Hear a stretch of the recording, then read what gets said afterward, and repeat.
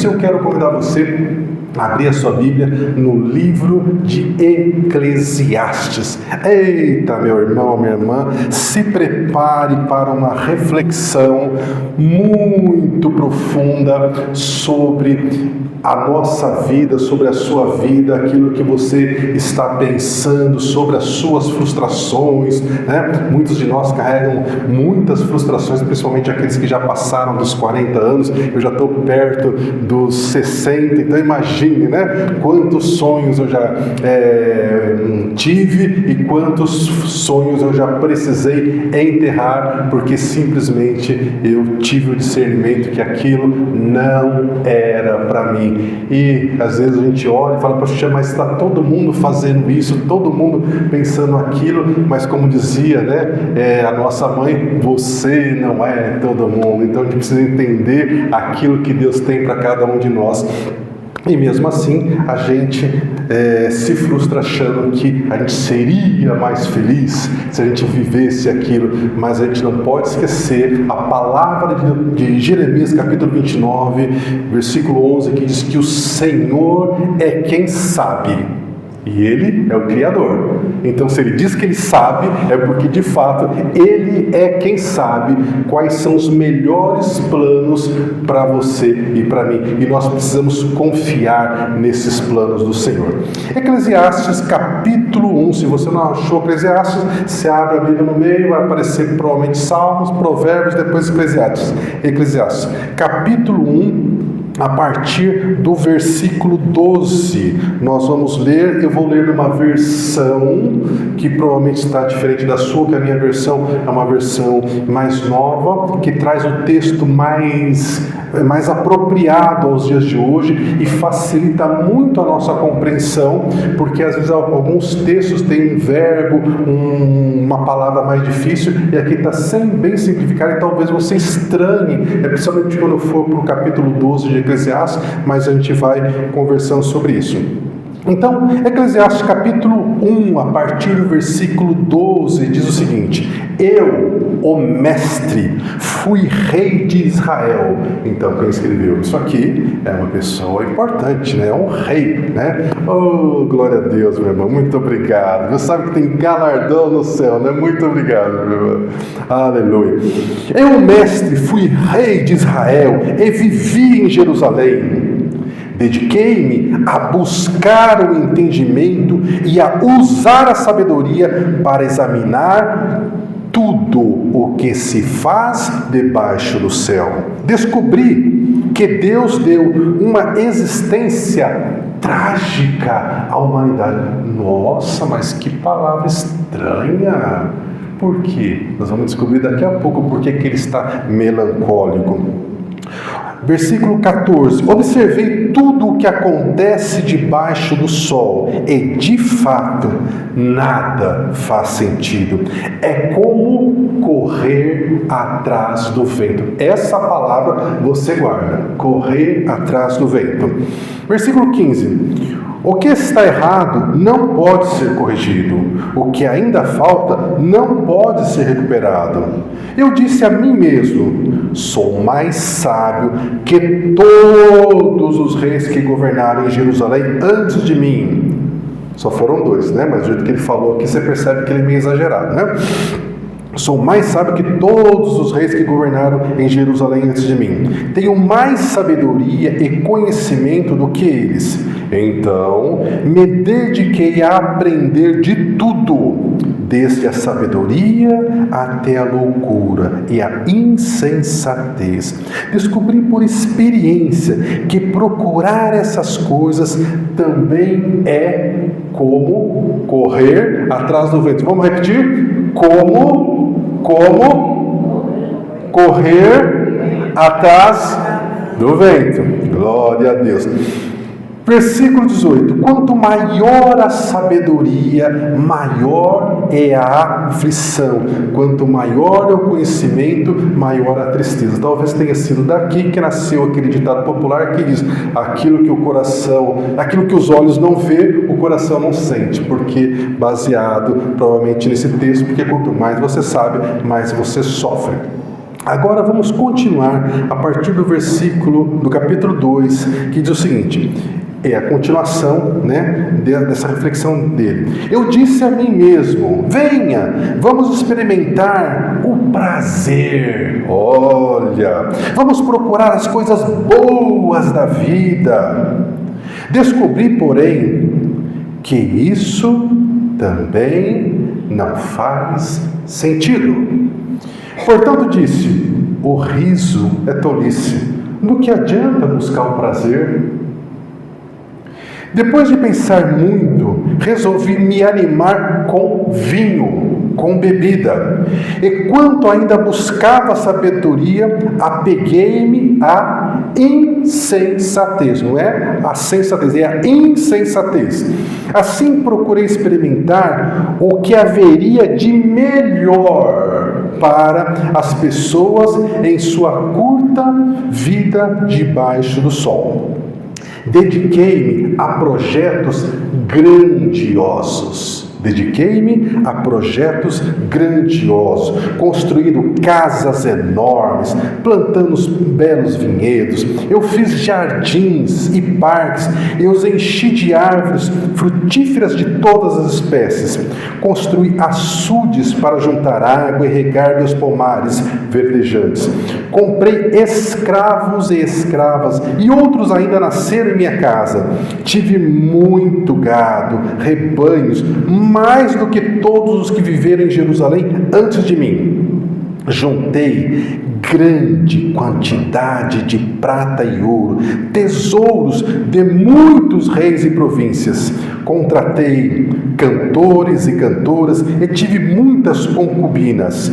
Tive tudo o que um homem pode desejar. E aqui a gente poderia incluir a mulher também, Tive tudo o que uma pessoa pode desejar. Tornei-me mais importante do que todos que viveram em Jerusalém antes de mim, e nunca me faltou sabedoria. Tudo o que desejei, busquei e consegui. Tudo o que ele queria, ele conseguia. Sabe, irmã, você vê às vezes, por exemplo, um vestido, um sapato, uma bolsa, que você olha e fala, puxa vida, eu gostaria tanto de comprar. Se você estivesse no lugar de Salomão, você não passaria essa vontade, você iria lá e compraria, independente de quanto aquilo custasse. Você, meu irmão, que visse lá um carro luxuoso, esportivo, e falasse, puxa vida, eu queria comprar esse carro, você poderia comprar de diversas cores, que não lhe faltaria recursos para isso. Então, versículo 10. Tudo o que desejei, busquei e consegui. Não me neguei prazer nenhum. Isso é importante que fique na sua mente, que foi um homem que buscou a felicidade a todo custo e fez tudo aquilo que lhe deu vontade. No trabalho árduo encontrei algum prazer. Olha que interessante, no trabalho árduo encontrei algum prazer, porque até então ele não falou que encontrou prazer em nenhum lugar até nesse momento, Mas vamos seguir. A recompensa por meus esforços. Mas ao olhar para tudo que havia me esforçado, tanto para realizar, vi que nada fazia sentido. Era como correr atrás do vento. Muito bem. Agora nós vamos para o último capítulo de Eclesiastes, que é o fechamento do livro. Nós vamos ler só agora alguns poucos versículos. Então, capítulo 12 de Eclesiastes é o mesmo Salomão escrevendo, e ele diz o seguinte: não se esqueça do seu Criador desde os dias da sua juventude. Honre a Deus enquanto você é jovem, antes que venham os tempos difíceis e cheguem os anos em que você dirá, não tenho mais prazer em viver. Gente do céu! Um homem que é rei, um homem que não se negou a nenhum prazer, que podia comprar tudo aquilo que quisesse, dizendo que é um homem frustrado, que é um homem vazio. Vamos seguir. Versículo 2. Lembre-se deles antes que o sol, a lua e as estrelas percam o brilho aos seus olhos e as nuvens voltem a cobrir o céu depois da chuva. Lembre-se do seu Criador antes que as suas pernas comecem a tremer. Na sua versão provavelmente está diferente, e aquilo que eu falei no começo, que aqui é uma versão mais limpa, porque na sua versão provavelmente é Almeida corrigida, ele usa uma linguagem, uma metáfora para falar sobre a velhice, porque quando Salomão está escrevendo aqui, ele já é um homem idoso. Então, lembre-se dele, do Senhor, antes que as suas pernas comecem a tremer e antes que os seus ombros se encurvem. Lembre-se do Criador antes que os poucos dentes que lhe restam já não possam mastigar e antes que os seus olhos deixem de ver com clareza. Lembre-se do seu Criador antes que os seus ouvidos fiquem fracos e você já não ouça o som das pessoas trabalhando nas ruas.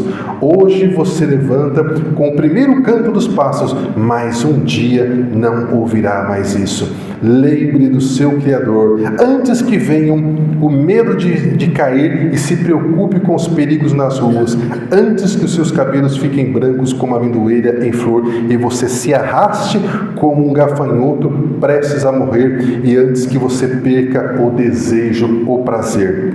Lembre-se do seu Criador antes que falte pouco para descer ao túmulo, seu lar eterno, quando os pranteadores chorarão em seu funeral. Meu Deus do céu!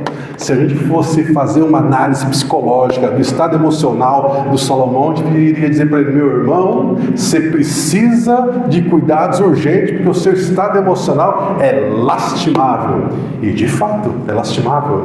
Agora, olha que situação e o que nós precisamos aprender com Salomão. Eu venho de uma família muito pobre e depois que eu vim para o reino de Deus, aprendendo os princípios de Deus, eu aprendi muitas coisas e apliquei isso na minha vida pessoal, na minha vida profissional e consegui prosperar. Mas enquanto eu era ainda muito pobre, eu tinha um desejo. Eu falei: puxa vida, eu não podia ser filho de um homem rico, né? Puxa vida, falar para olha, quero hoje eu comer frango assado, agora à noite eu quero comer camarão, de madrugada talvez eu queira um pouco de lagosta. Eu estou falando só para citar, porque eu nem posso comer camarão nem lagosta porque eu tenho alergia, né? Mas só para você entender.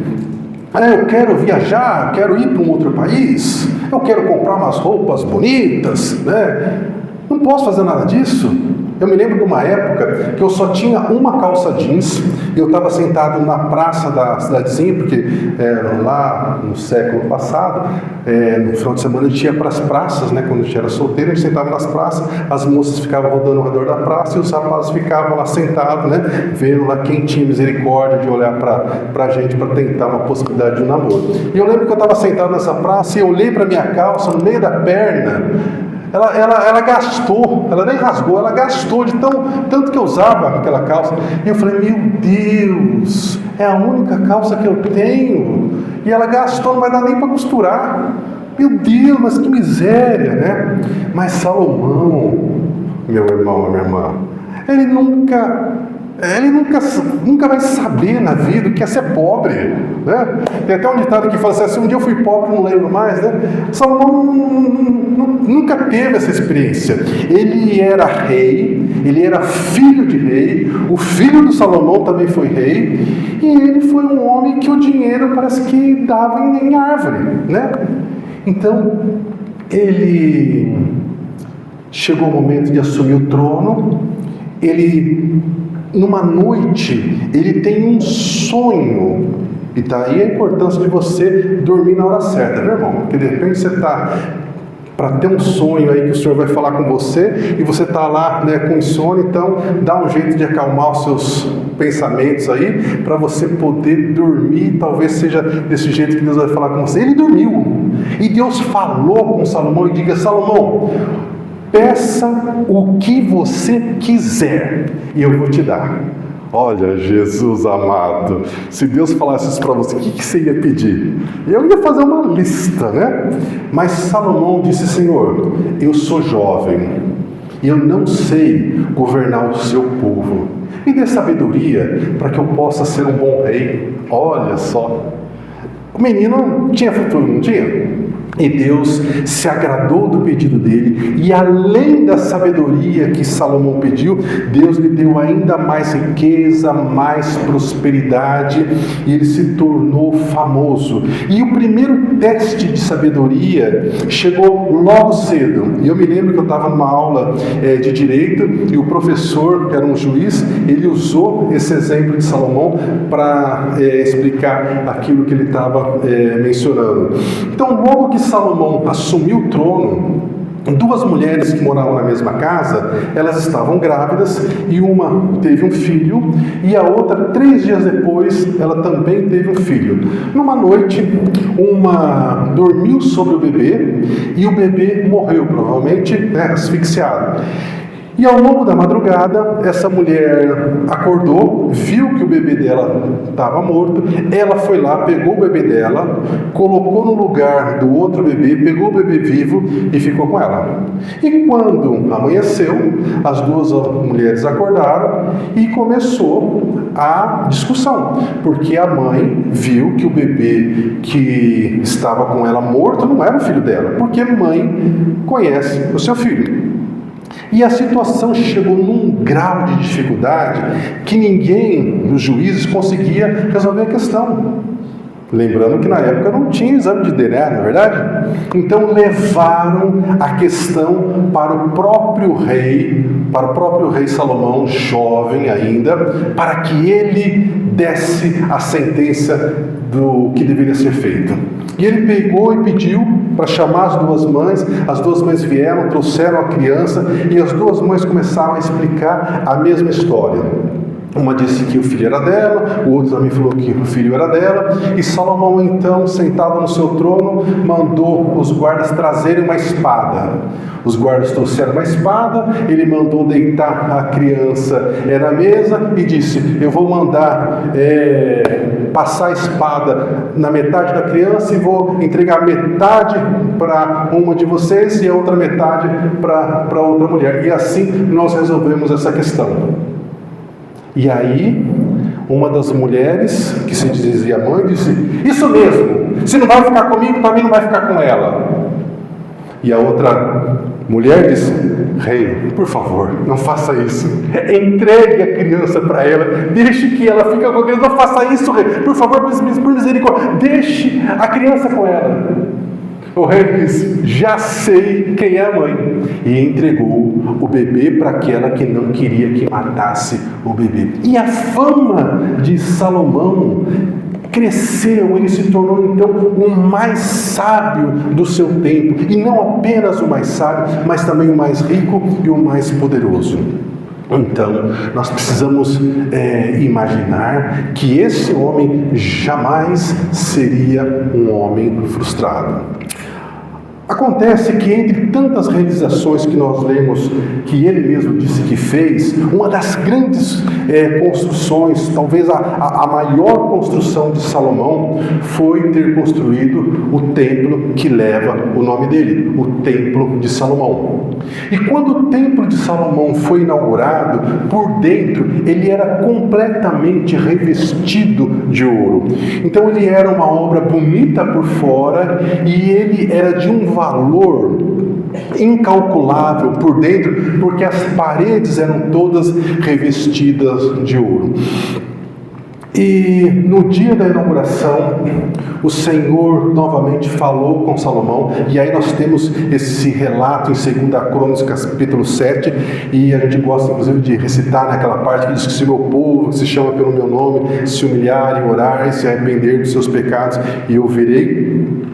É nesse momento. Mas ao longo desse texto está escrito as condições para que o povo de Deus, não somente Salomão, mas todo o povo de Deus, que aí inclui a nós também, seríamos abençoados se nós obedecêssemos à vontade de Deus. E Salomão começa muito bem. Mas o que ele começa a fazer? Eu quero experimentar o prazer. Eu quero ser feliz. Afinal, eu sou rei, sou jovem, tenho dinheiro, não não vou me negar nada. E entre tantas coisas, o que ele começou a fazer? Ele começou a arrumar mulheres. Casou com uma, casou com a segunda, casou com a terceira.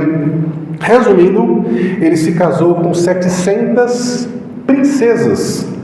Não eram nem só nobres, eram 700 princesas.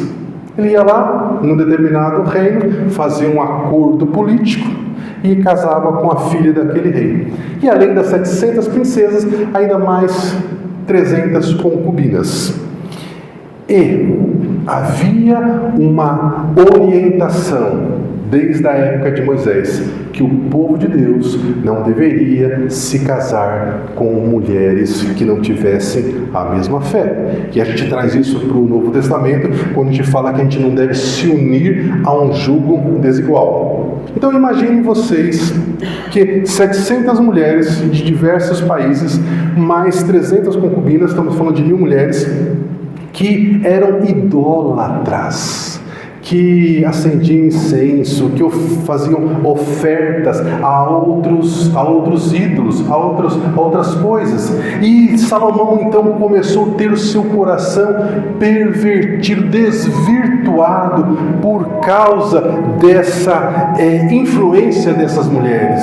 E a Bíblia fala que essas mulheres começaram a afastar Salomão daquilo que era a obediência ao Senhor. E o próprio Salomão começou a construir altares para esses ídolos. Então a gente percebe que ele se afastou dos caminhos do Senhor nessa busca desenfreada pela felicidade. Eu quero ser feliz, eu quero experimentar de tudo, eu me dou o direito de testar, de ir, de viver e saber se é bom para mim ou não. E tem coisas, meus irmãos, que a gente não precisa ir lá e testar, porque se Deus disse que não é para fazer, o melhor que nós temos a fazer por sermos inteligentes é obedecer e nos poupar de passar por uma situação que a gente não teria necessidade. E Salomão, ele não obedece ao Senhor. E a Bíblia é muito clara em dizer isso. E ele então começa a perceber que apesar de ser rei, apesar de ser famoso, apesar de ter saúde, apesar de ter tudo aquilo que o dinheiro podia comprar, ele não tinha a presença de Deus. Ele sentiu o vazio existencial que todas as pessoas sentem, e isso é algo que está registrado em Amós, no capítulo 8, ele diz que viriam dias em que as pessoas sentiriam esse vazio, elas sentiriam fome, mas não seria fome de pão, elas sentiriam sede, mas não é sede de água, mas é fome e sede da presença de Deus. Alguém já disse que existe um vazio no coração do homem e da mulher que apenas Deus é capaz de preencher. E Salomão descobriu isso da pior maneira possível, se envergonhando, porque ele não precisava ter passado por tudo isso. Agora, irmãos, olha o contraste, a diferença de um outro homem que também está no final da vida. Porque quando Salomão escreve o livro de Eclesiastes, ele já é idoso, ele já está bem velho.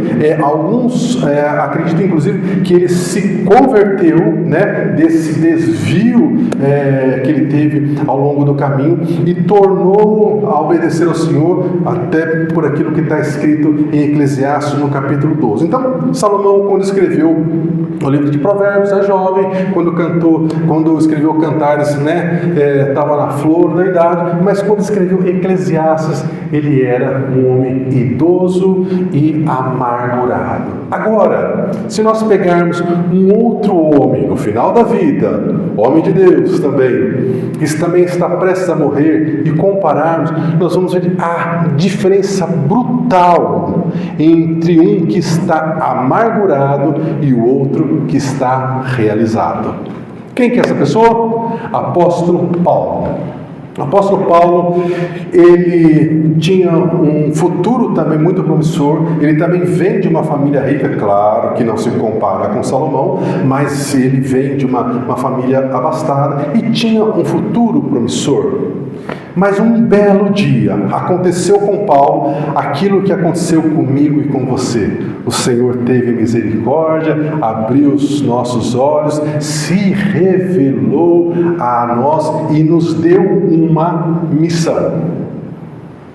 Como deu a Salomão. Mas o apóstolo Paulo, ele decidiu ser fiel a essa missão que Deus deu a ele. E talvez você se pergunte assim, mas pastor, e qual que é a missão que Deus deu para mim? É cuidar da sua família, é cuidar da sua fé, é cuidar dos seus pensamentos, é cuidar das suas emoções, para que você possa ser uma coluna dentro da sua casa, dentro da sua família. E o apóstolo Paulo faz isso. E ao contrário de Salomão, que desfrutou de todos os prazeres que ele desejou, o apóstolo Paulo, ele viveu exatamente no caminho contrário. Ele não viveu prazeres. O apóstolo Paulo, ao contrário de Salomão, não foi em busca dessa felicidade falsa. O apóstolo Paulo, ao contrário de Salomão, ele foi fiel aos mandamentos do Senhor e por conta disso ele começou a ter aflições. Ele foi perseguido, ele foi preso, ele foi caluniado, ele foi injustiçado, ele foi apedrejado, ele foi chicoteado várias vezes. Se fosse você, será que você aguentaria a vida que o apóstolo Paulo teve? Sinceramente, eu não aguentaria. Que eu diria, Senhor, me leva, porque para mim já deu. Não tem estrutura para isso. Mas o Senhor tem um versículo que diz que Ele não nos deixa ser tentado além das nossas forças. O Senhor sabe o nosso limite. E é por isso que nós precisamos confiar no Senhor, mesmo em meio às lutas, em meio às tentações. E o apóstolo Paulo, ele está ao longo da sua vida deixando de viver aquilo que seria o normal para poder fazer a vontade de Deus. E eu acho muito bonito quando eu vejo as pessoas orando o Pai Nosso. Eu gosto da oração do Pai Nosso, mas a oração do Pai Nosso ela é muito clara, muito específica. Ela diz, Senhor, que a Tua vontade seja feita e não a minha. E o que a gente quer? A gente quer fazer a nossa vontade. Quando a gente ora, a gente já dá até o caminho para o Senhor. Senhor, aquela situação, faz isso, faz aquilo e tudo mais. Mas qual que é a vontade do Senhor? A gente não quer, meus irmãos, viver em aflições. Nós queremos viver como Salomão. Nós queremos ser felizes. E o pior é que o inimigo das nossas almas descobriu essa fragilidade e ele fica soprando no nosso ouvido. Você merece ser feliz. Você precisa ser feliz. Olha a sua vida. Está todo mundo aí desfrutando do bem bom e você aí vai ser feliz. Eu me lembro de um pai de um amigo meu quando eu era adolescente. Ele tinha uma família muito bonita. Eles tinham acho que uns 5 ou 6 filhos. E eu achava incrível porque eu, na minha casa eu era o único menino, né? Então eu queria ter mais irmãos. E eles tinham acho que 5 ou 6. E é uma família muito, muito bonita. Eu estava sempre na casa deles. E um belo dia meu amigo me surpreendeu dizendo que o pai dele disse que queria ir embora de casa porque ele queria ser feliz. E o meu amigo e os demais irmãos dele e a esposa ficaram completamente abalados. E evidentemente que esse pai desse meu amigo arrumou uma mocinha mais nova, porque vem aquela história, né, da crise, né, de ser jovem ainda, uma mocinha, comprar uma moto, colocar umas roupas de adolescente e sair achando, né, que ainda tem 20 anos. E ele começou a viver com essa mulher. E um belo dia ele sofreu um acidente na estrada. Ele dormiu. no volante. E quando ele acordou, ele estava no hospital. E recebeu a notícia que nunca mais iria andar. A primeira coisa que aconteceu foi que aquela mocinha fez o quê? Vocês sabem, é a história que se repete, na verdade. A mocinha, foi embora. E aí, a família que ele tinha deixado para lá, porque ele queria ser feliz, teve dó, arrumou uma casa para ele, e ele ficava lá. Uma cuidadora ia lá, e quando desarranjava as coisas, a gente chegava lá, eu fui vê-lo algumas vezes, ele estava lá cheio de urina, porque a fralda vazou, e aquele cheiro horrível dentro da casa, e ele deprimido, magro, amargurado, porque foi iludido e não tinha como voltar atrás.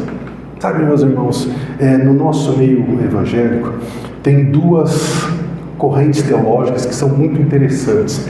A de Armínio, em que diz que a gente tem o livre-arbítrio, a gente faz o que a gente quer, mas tem a de Calvino. E os crentes que são calvinistas, se você não sabe disso, não se preocupe, tá? É uma matéria mais adiantada. Mas os calvinistas, quem é calvinista morre sendo calvinista, acreditando naquilo. Eles dizem que não é bem assim, não. Essa história de livre-arbítrio tem aí um limite. Um exemplo é Jonas. Deus não falou para Jonas: Jonas, vai para Nínive. Jonas falou assim: não vou. E Deus falou assim: você não vai? Tá bom, fica à vontade. E aí o que Jonas fez? Pegou um navio, foi para outro lugar. O que Deus fez? Mandou uma tempestade, meu irmão, minha irmã, no caminho que o Jonas escolheu. Se ele fosse para o deserto, seria uma chuva de areia. Se ele fosse para outro lugar, seria outro desastre. Por quê? Porque Deus tinha um chamado para Jonas. E Jonas não precisava ter passado por tudo aquilo. E aí chegou um momento que você conhece a história, aquela tempestade, os marinheiros experientes com medo. Se um marinheiro que só vive no mar estava com medo, você imagine como que o negócio foi feio. E a tal ponto que o Jonas virou e falou assim: eu sei qual que é o problema aqui, o problema aqui sou eu, vocês se livrem de mim, que a tempestade vai passar. E dito e feito, eles jogaram Jonas para fora do barco, a tempestade, aí o que Deus fez? Mandou um animal marinho lá, que teoricamente não é uma baleia, porque a baleia não tem espaço na garganta para passar um homem, e ele ficou no ventre desse animal marinho 3 dias. Já pensou um negócio desse? Escuro, provavelmente um ar pesado, e depois então ele se arrepende, e aí depois que ele se arrepende, então Deus dá uma ordem ao animal marinho, o animal marinho provavelmente vomitou ele em alguma praia próxima da cidade de Nínive, que em Nínive mesmo não tem praia, e aí então Jonas vai fazer aquilo que Deus queria. Eu fico me perguntando como que saiu Jonas em termos de pele. Será que ele saiu manchado, suco gástrico, alguma coisa assim, Não sei, a Bíblia não fala. Mas o fato é, meus irmãos, que a gente olha para muitas pessoas, principalmente agora que tem redes sociais, e a gente olha para a vida daquelas pessoas e a gente imagina o quanto elas são felizes. E a gente não sabe quantos problemas elas têm, a gente não sabe quantos comprimidos elas têm que dormir, que elas têm que tomar toda noite para dormir, a gente não sabe a conta corrente delas, se está devedor, se tem cobradores, a gente não sabe nada disso, a gente só sabe aquilo que posta. E eu conheço algumas pessoas que postam nas redes sociais como se estivesse nadando no dinheiro, como diz o outro, e eu sei que está devendo até a 3ª geração, mas está lá, fazendo pouso. Então, meus irmãos, nós precisamos entender que Deus tem um chamado para cada um de nós. Nós somos servos, nós não somos donos da nossa vida. Nós somos servos. servos. Nós precisamos obedecer à vontade de Deus, o plano de Deus. E pasme você, por mais que a gente ache que o plano de Deus é ruim, é pesado, a palavra diz que é boa, perfeita e agradável. E é no final que nós vamos ver isso. Então, eu falei para vocês sobre o apóstolo Paulo, a diferença do espírito, do estado emocional do apóstolo Paulo, mesmo sabendo que estava velho e condenado à morte. Paulo era um homem muito inteligente e ele sabia que ele estava para ser degolado, ele iria ser decapitado pelo imperador Nero por conta da perseguição, e ele estava nesse momento na prisão mamertina. Quando você for a Roma, se você quer ir em Roma? Não estou sentindo fé em você, não. Tem que ter fé, mano. Eu nunca tinha andado de avião. Daí eu falei, Senhor, eu tinha uma vontade de andar de avião só uma vez na vida, Senhor. Me dá esse privilégio de andar de avião, Senhor, né? Passou, irmão, passou. E Deus falou, vou te dar. Aí chegou uma época que eu viajava de avião 2 vezes por semana. Chegou uma hora que eu falei, Senhor, eu estou cansado. Aeroporto, avião atrás. Enfim, então quando você for para Roma, amém? Aleluia, glória a Deus. Você vai querer visitar o Coliseu, pertinho do Coliseu, uns 700 metros, tem lá a prisão mamertina, que é um buraco que eles fizeram na rocha, né, no subsolo, um lugar que só tem um círculozinho redondo assim, onde eles desciam o prisioneiro lá por cordas, um lugar que não tem banheiro, que não tem ventilação, um lugar úmido, que as pessoas saíam dali mortas, ou então para ser de fato decapitadas. E foi nesse lugar que o apóstolo Paulo esteve. Se procurar no YouTube você vai ver. E quando eu estive lá, meus irmãos, eu fiquei moído. A minha mulher falou, meu Deus, o que aconteceu? Né? Você estava tão animado para vir conhecer. Eu falei, pois é, mas agora que eu conheci, eu estou envergonhado, porque eu não imaginava que era uma tragédia desse tamanho. A gente pensa em uma prisão, a gente pensa em uma coisa, né, diferente. Enfim, mas nesse lugar horrível, em que não tinha banheiro, as fezes, a urina era feita ali no cantinho, e ali no cantinho mesmo ficava, o apóstolo Paulo escreveu sua última carta a Timóteo. Agora, presta atenção no ânimo, na disposição desse senhorzinho, que sabe que vai ser decapitado, a disposição de alma, de emoções, a convicção dele.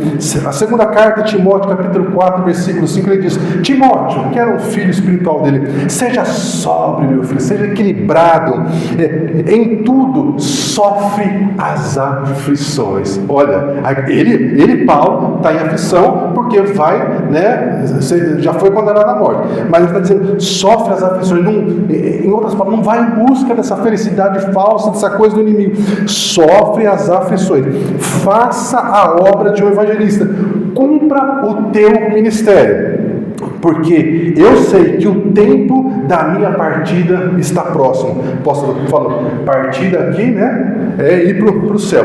E ele fala no versículo 7, aquilo que a gente vê, né, em toda a nota de pessoas que faleceram, a famosa frase, combati o bom combate, acabei a carreira e guardei a fé. Você acha que esse homem, ao falar isso, ele está melancólico, amargurado? Olha, para você, se você tem dúvida, olha o restante das recomendações, dos planos que ele ainda tem, que ele ainda quer executar no pouco tempo que ele tem de vida. Ele diz assim, desde agora a coroa da justiça me está guardada, a qual o Senhor, o justo juiz, me dará naquele dia. Ou seja, os olhos dele estão na eternidade. Porque aqui, meu irmão, minha irmã, por mais que a gente queira ser feliz, o corpo não acompanha. A gente envelhece. Não é que nem carro que você vai lá e troca uma peça. O joelho não tá funcionando mais, você vai lá, tira aquele joelho e coloca. Tem até umas próteses, né? Mas não funciona, né? Como precisava. Então, ele diz, né, Timóteo, capítulo 2, capítulo 4, versículo 9, Timóteo, procura vir ter comigo depressa. Por quê? Porque a qualquer momento eles podem, né, cortar a minha cabeça. E toma João Marcos, aquele Marcos que escreveu o Evangelho de Marcos, né, toma Marcos e traga-o contigo, porque me é muito útil para o ministério. Ele está condenado à morte, está pensando nos planos de Deus. Também enviei Tíquico a Éfeso. Quando vieres, traga a minha capa que deixei em Trode, em casa de Carpo, e os livros, principalmente os pergaminhos.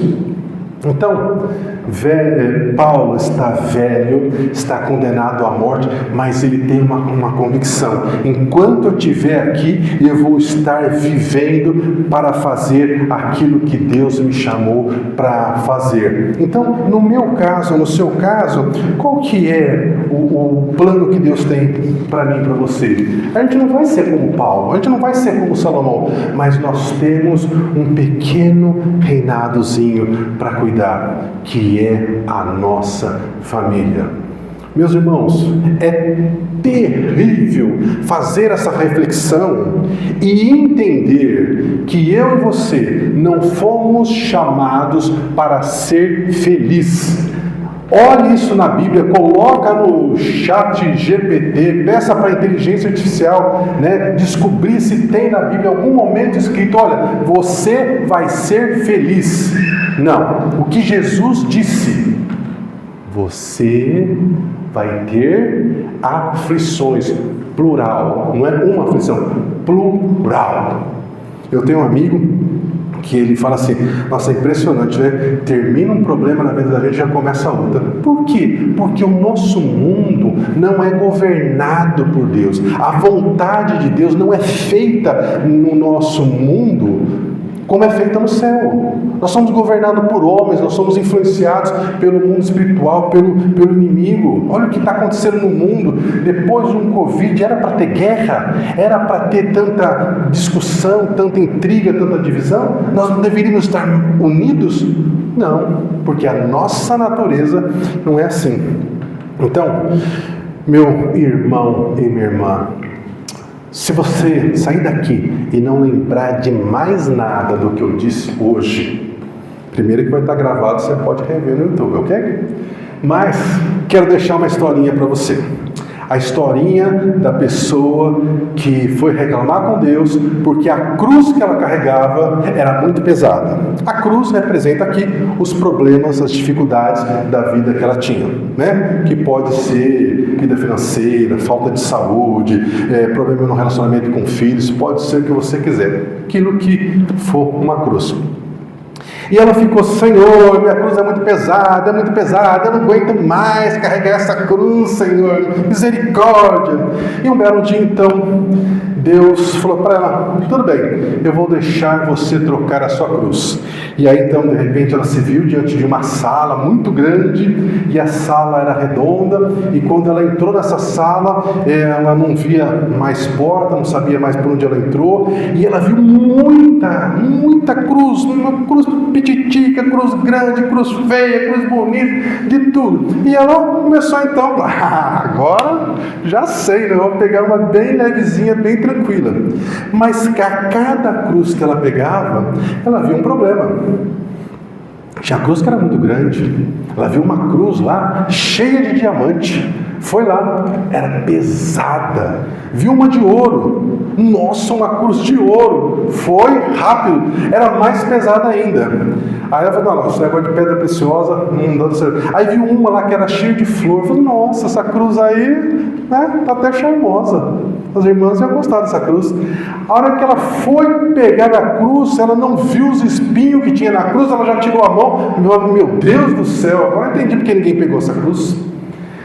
E aí ela começou a testar uma cruz, testar outra, uma tinha um problema, outra tinha de outra coisa. Chegou no fim que ela pegou uma, que ela testou de novo, andou um pouquinho com ela, foi para um lado, foi para o outro, e falou assim: eu vou ficar com essa aqui.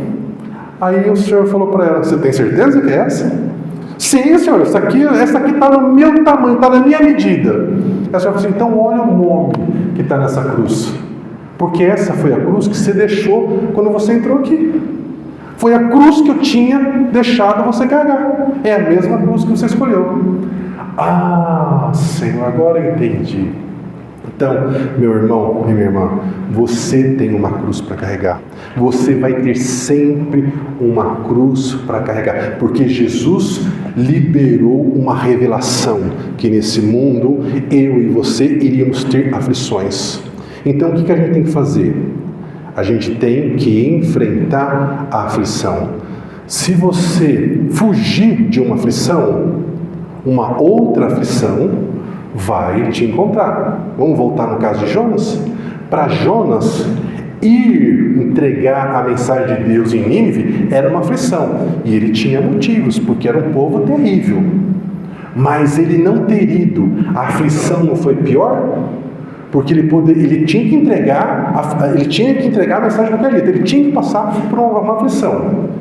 A de Deus era ruim, mas era suportável. Agora, ficar 3 dias dentro do ventre de um animal marinho, né, é para acabar. Então, meu irmão e minha irmã, você tem discernimento espiritual.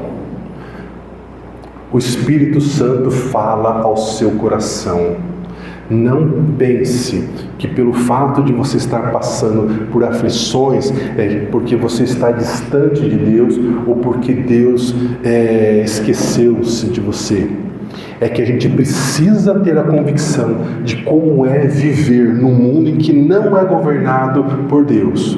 Porque quando Jesus voltar e Ele começar a governar o nosso mundo, aí então nós vamos saber o que é felicidade, aí então nós vamos saber o que é não passar por aflição. E aí nós vamos ter muita gratidão, porque nós vimos como era antes de Deus e saberemos como é depois com Deus. Mas nós precisamos carregar a nossa cruz. Você está disposto a sair daqui e dizer para Deus: Senhor, eu estou gemendo, mas se o Senhor está comigo, eu vou continuar a carregar a minha cruz. Seja essa dor no corpo, seja essa doença, seja essa angústia na alma, seja as frustrações pelos sonhos que eu nunca vou realizar, mas se o Senhor está comigo, eu vou até o fim. Ou então, você tem a opção de fazer como Salomão. Você pode ir em busca da sua própria felicidade. E eu já adianto o final de como será isso ao final da sua vida. Você será uma pessoa frustrada, amargurada e arrependida de não ter feito aquilo que Salomão disse que é temer ao Senhor desde a sua juventude. Meu irmão e minha irmã, você não é qualquer um. E o inimigo tem muito interesse em ter você no condomínio que ele criou lá no inferno. Ele tem um lugarzinho para cada um de nós. Eu não quero morar nesse condomínio do inimigo. E espero que você também não queira, mas você precisa saber das ciladas que estão sendo criadas para te levar para lá. Sabe aquela história da propaganda enganosa? É isso, é propaganda enganosa. E ele é muito bom em propaganda enganosa. Então, nós que já passamos dos 50 anos, você que talvez já tenha mais de 70, né, 80, já sabe muito bem como é isso. E nós precisamos continuar com os nossos olhos abertos, porque a nossa alma é de um valor incalculável, a ponto do Deus Filho descer, pisar na terra, para que nós pudéssemos de novo ter acesso ao trono de Deus e ser chamados de filhos do Altíssimo. E isso não é pouca coisa.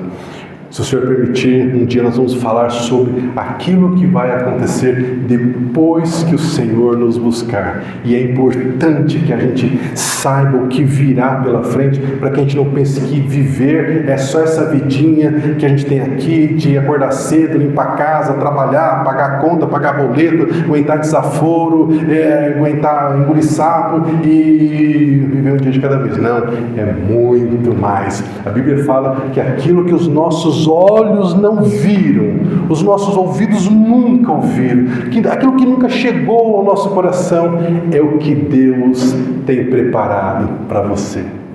Algo inimaginável. O apóstolo Paulo esteve lá nesse lugar. E quando ele voltou, ele disse: eu não posso contar aquilo que eu vi. Mas isso foi tão forte que quando ele estava no corredor da morte, ele ainda estava respirando com energia, com convicção de que valia a pena todas aquelas aflições, porque a vida é eterna ao lado do Pai.